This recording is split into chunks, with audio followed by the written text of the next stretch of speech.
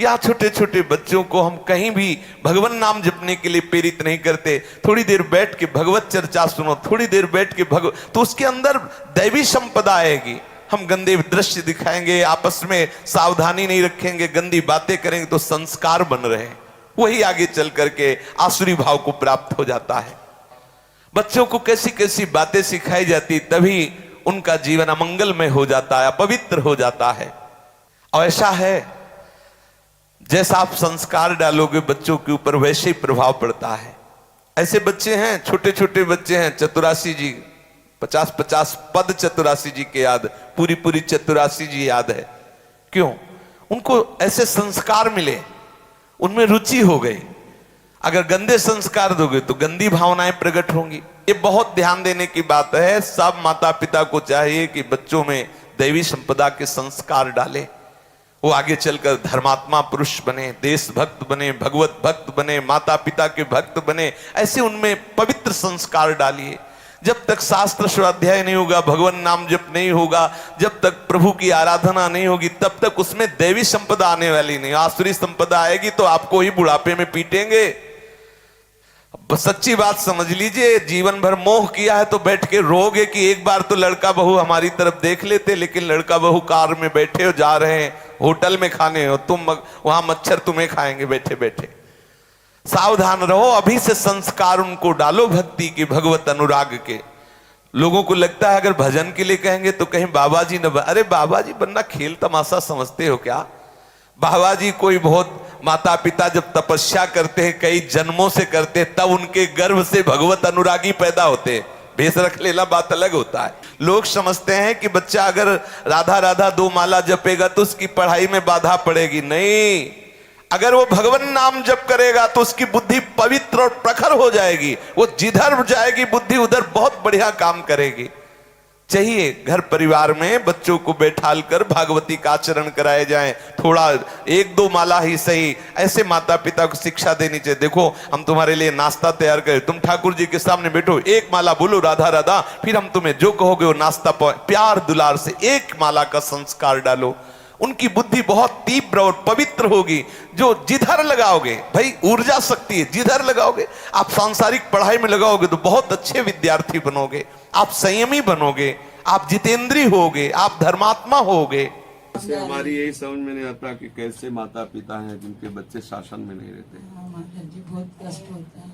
बच्चे, एक माँ कह रही थी कि हमारे बच्चे मांस लाते हैं, मांस बनाते हैं, मांस खाते हैं। ये तुम्हारी कमी है। हमारे प्यार और हमारे शासन में इतनी सामर्थ्य होनी चाहिए कि हमारे बच्चों का मतलब होता है जैसे कुम्हार चाक में रख करके मिट्टी को रूप देता है ना, माता पिता वही हैं, कुम्हार हैं। बच्चे को जैसा चाहे, गर्भ में उपदेश मिला प्रहलाद जी को नारद जी का तो महान भक्त बन गए।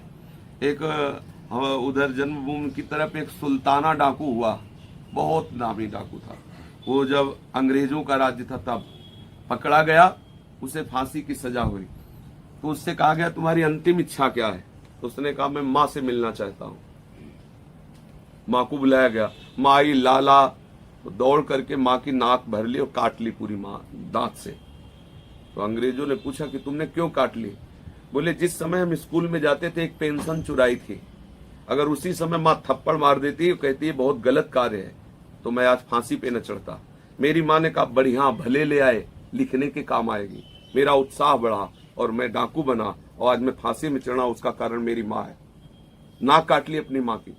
तो अगर माता पिता सतधर्म परायण होकर साथ, मेरा बच्चा कहता प्याज खाएंगे, मेरा बच्चा कहता शराब पीते हैं, मांस खाएंगे, तो मेरा बच्चा जो कहे उसकी प्रसन्नता के लिए हम उसे छूट देते चले जाए। तू मेरे घर में तभी प्रवेश होगा जब ऐसे आचरण वाला होगा। फिर हमें याद आती जन्मभूमि की। हम लोगों के माता पिता ऐसे नहीं थे। अगर कह दिया कि धूप में खड़े रहो तो प्रश्न नहीं होगा, केवल खड़े रहोगे। अगर प्रश्न किया तो पहले घूसा में लपसंका निकल जाती थी।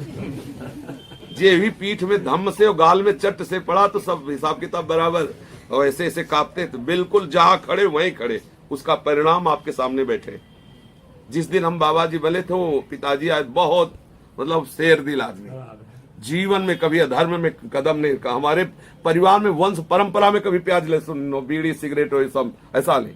तो जब बाबा जी बनने तब उन्होंने कहा खड़े हो, हम भयवश नहीं खड़े हुए। 13 वर्ष के थे तो चिकने गाल और एकदम छोटे थे। हम कहा आप भाई पिटाई डट के, और हम हिम्मत करके चुपचाप बैठे रहे, जो होगा सो। खड़े हो, बिल्कुल वो कठोर शासक थे। खड़े। तो हम बड़े भैया कहते थे उनको, पिताजी को, क्योंकि चाचा बड़े भैया कहते थे ना, तो सब परिवार के जन। तो हम कहा बड़े भैया चाहे मार डालो, हम घर नहीं जाएंगे, हम बाबा जी बनेंगे। तो बहुत प्यार दृष्टि से देखा। तो उनका सच्ची बात, हम कहा चलो, हम कहा कह दिया घर ले जाएंगे चाहे मार डालो। तो उनका नहीं, यहाँ नहीं बैठना, हम तुम्हें संत के पास ले जाएंगे, वे तुम्हें संत बनाएंगे, हम घर नहीं ले जाएंगे। जब खड़े हुए तो ऐसे छाती से लगाया उन्होंने, विशाल का शरीर उनका था, छाती से लगाया और ऐसे काफी देर लगाए रखे ऐसे, और कहा हम आशीर्वाद देते हैं, ऊसर में बैठोगे तो भी फूल बरसेंगे। पिताजी ने कहा पर ये ध्यान रखना, अगर किसी की बहन बेटी छेड़ी, जीवन में सुना और हम जिंदा रहे तो पहले हम तुम्हें काटेंगे, या क्या ध्यान रखना, नहीं तो घर चलो, सब है, ब्याह करना और भजन करना जैसे सब परिवार के कर रहे हैं। अगर बाबा जी बनना है तो ये नियम ले लो कि जीवन में किसी बहन बेटी को देखा तो हम वहीं काट डालेंगे आके, हमें सफाई की जरूरत नहीं पड़ेगी। सोच लो अभी, हम कहा जीवन में तुम्हें कभी शिकायत नहीं मिलेगी। ले गए, जो गुरुजी ने हमें स्वीकार किया, उन गुरुजी से संत जनाते रहते थे, तो उन्होंने जे देखा तो पिताजी से कहा कहो पांडे कैसे आए, पांडे परिवार में जन्म हुआ।